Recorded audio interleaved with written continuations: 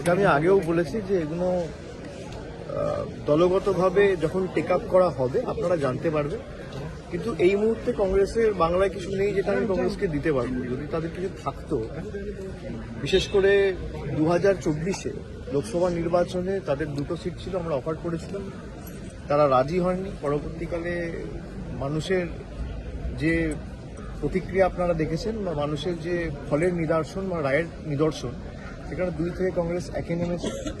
পরবর্তীকালে কি হবে কি না হবে সেটা দলনেত্রী মমতা বন্দ্যোপাধ্যায় ঠিক করবে, কিন্তু কংগ্রেসের সাথে জোট করে তৃণমূলকে জিততে হবে। তৃণমূল 2016-তে একা লড়াই করেছে, 2014-তে একা লড়াই করেছে, 2019-এ একা লড়াই করেছে, 2021-এ একা লড়াই করেছে, 2024-এ একা লড়াই করেছে, এবং যত দিন গেছে তৃণমূলের সাংগঠনিক শক্তি আরো বেড়েছে একা লড়াই করে।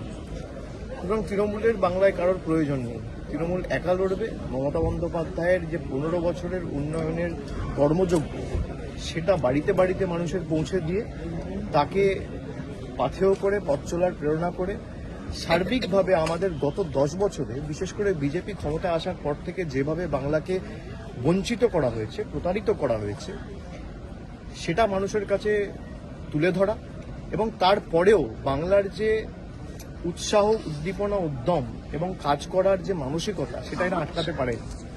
গত 4 দিন আগেও আপনারা দেখেছেন প্রায় 8,000 কোটি টাকা খরচা করে 20,000 কিলোমিটার রাস্তা একা রাজ্য সরকার নিজে করার কথা ঘোষণা করেছে। সেখানে 60% টাকা দেওয়ার কথা কেন্দ্র সরকার, 10 পয়সা বরাদ্দ করেনি। ভারতবর্ষের প্রধানমন্ত্রী এবং বিজেপি আত্মনির্ভর ভারতের কথা বলেছে, মমতা বন্দ্যোপাধ্যায় স্বনির্ভর বাংলাকে বাস্তবায়িত করে মানুষের সামনে দেখিয়েছে। বাংলার থেকে শেখা উচিত।